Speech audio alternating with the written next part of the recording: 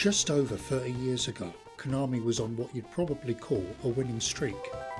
They were a force to be reckoned with in both the home and arcade, bringing out various licensed titles based on The Simpsons, Tiny Toon Adventures, and their main money spinner, the insanely popular Teenage Mutant Hero / Ninja Turtles, delete as appropriate. Unbelievably, nearly all of these games are of a high quality, as opposed to the quick cash grabs some cartoon-centric game devs were known to excrete just for a quick shot of guaranteed dollar bills, yo. A far cry from the Konami of today, clearly, but that's a tale for another day. But up to this point in time, they never really had a recognisable, kid-friendly mascot of their own. At the pinnacle of the 16-bit era, Konami would release a brand new little game starring an opossum. What's an opossum, you may ask? Is it related to the possum, a variety that loses the O? And can one pilot a rocket-filled jetpack? Well, I'm here to answer one of those questions, and it's the jetpack one. All you budding naturists who love to learn about animals, I'm sorry, but you're in the wrong place for this one. Try Wikipedia if you really want to discover more about furry little things. We're here for 90s gaming animal mascots, usually with some sort of attitude. Anyway, back on track. In 1993, Konami answered the big question. Yes, it is possible for an opossum to operate and maintain armour capable of high velocity aerodynamics. In fact, it was Nobuya Nakazato and his team who decided this would be the case. Nakazato previously designed several Contra titles, Probotector for us in Europe, and it's clear to see the inspiration in some of Rocket Knight's often huge bosses.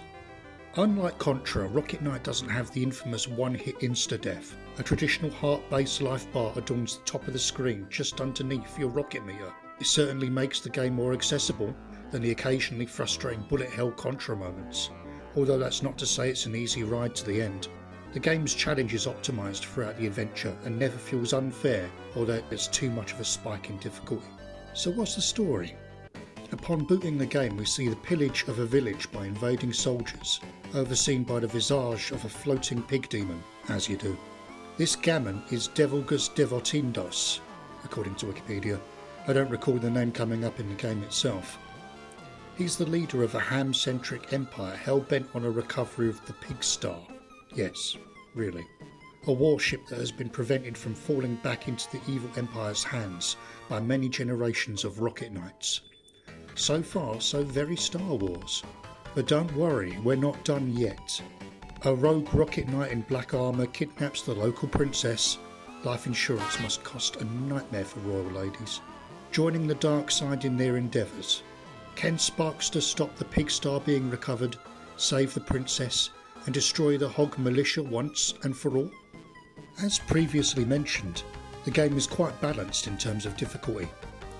In the options menu you're given a few choices, mostly affecting how many lives you start with. However, it's worth knowing that the game will only reveal its full true ending to those playing on hard.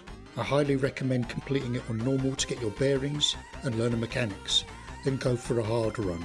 Alternatively, if you're playing on an emulator or original hardware with flash cart, just go straight to hard. Save states are your friend.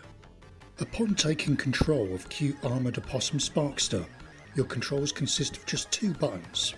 A sword melee attack that launches a short-range wave of energy as a projectile, and the obligatory jump button.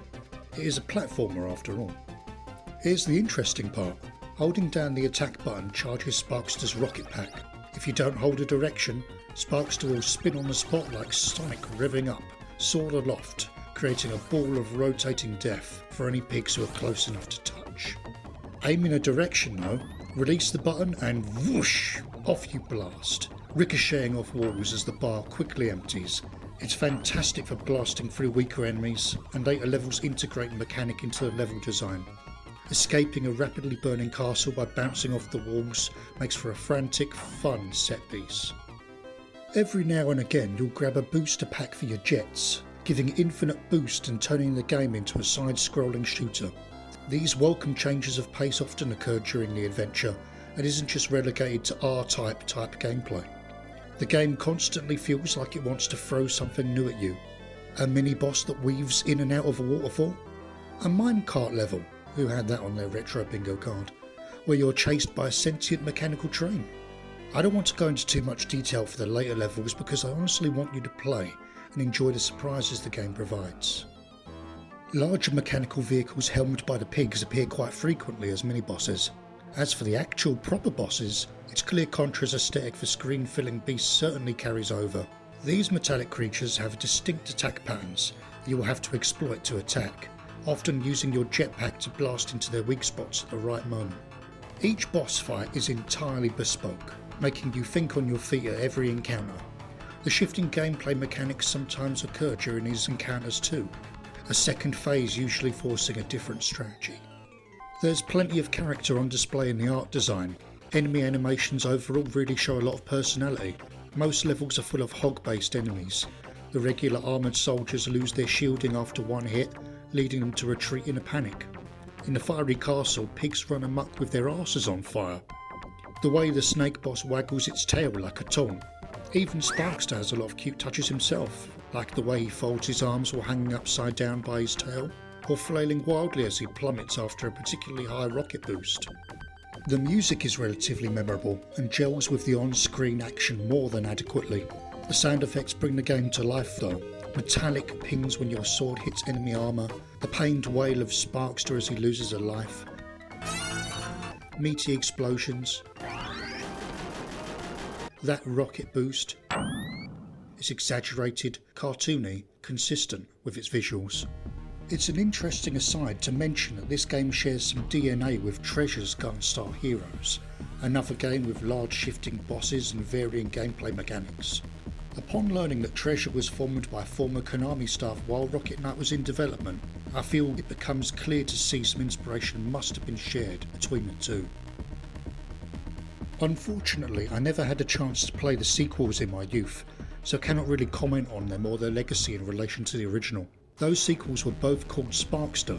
The Snes and Mega Drive versions were entirely different games, despite the same title, which I like to imagine led to some confusion. We have Sparkster at home, etc. There was a more recent sequel made in 2010 for PlayStation 3 and Xbox 360, known as Rocket Knight by the UK-based developer Climax Studios. I played a small portion of this on release but came away unimpressed. It felt somewhat lifeless, perhaps a result of the vibrant character of the 16-bit sprites being lost in the switch to 3D models. Rocket Knight Adventures itself is soon to be re-released alongside its two 16-bit sequels in Rocket Knight Adventures Re-Sparked from Limited Run Games, with both physical and digital release for modern systems. This is a perfect opportunity to experience the game and I highly suggest you do. Maybe I'll finally get the chance to play the sequels after all. I had an absolute blast, pun intended, when I bought Rocket Knight Adventures as a 9-year-old kid.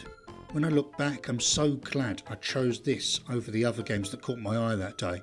Universal Soldier and Lawnmower Man, if you must know. Certainly dodged 2 bullets there. Hey, so sorry about the quick cut. In the edit, I actually found something really interesting. I say interesting, I found it hilarious. The Snes box art for Lawnmower Man is just take a look, it's bloody hilarious. I am God here. Going to Electronics Boutique to browse new games was a rarity, usually happening only around birthdays and other occasions. Apart from gaming magazine reviews, it was the box art, tiny screenshots and blurb that had to sell the product back then. I have many regrets in my life, but choosing Rocket Knight Adventures is not one of them. Now if you'll excuse me, I'm going to hang upside down for a while and contemplate my life choices. Up, up and away!